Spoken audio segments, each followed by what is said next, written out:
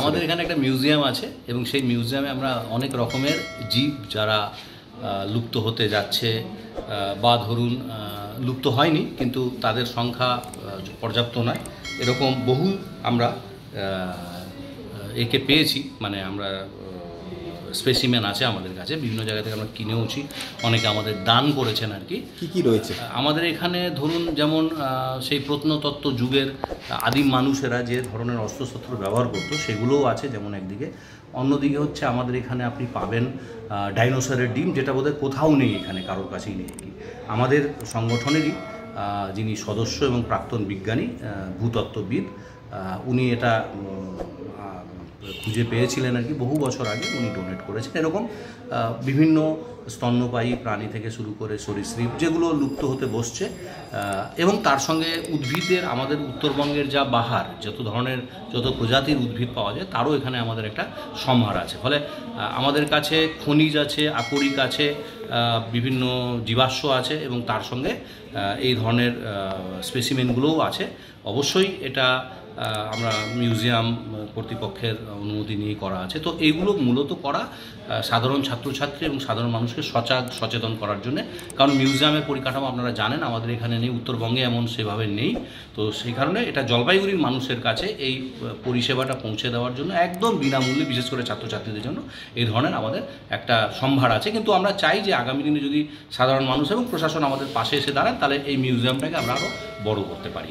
রয়েছে যেগুলো প্রিজার্ভ করে রেখেছেন, তো সেটা কীভাবে করলেন? হ্যাঁ, দেখুন আমাদের এখানে একটা মিউজিয়াম আছে এবং সেই মিউজিয়ামে আমরা অনেক রকমের জীব যারা লুপ্ত হতে যাচ্ছে বা ধরুন লুপ্ত হয়নি কিন্তু তাদের সংখ্যা পর্যাপ্ত নয়, এরকম বহু আমরা একে পেয়েছি। মানে আমরা স্পেসিমেন আছে আমাদের কাছে, বিভিন্ন জায়গা থেকে আমরা কিনেওছি, অনেকে আমাদের দান করেছেন আর কি। কী রয়েছে আমাদের এখানে? ধরুন যেমন সেই প্রত্নতত্ত্ব যুগের আদিম মানুষেরা যে ধরনের অস্ত্রশস্ত্র ব্যবহার করতো সেগুলোও আছে যেমন একদিকে, অন্যদিকে হচ্ছে আমাদের এখানে আপনি পাবেন ডাইনোসরের ডিম, যেটা বোধহয় কোথাও নেই, এখানে কারোর কাছেই নেই আর কি।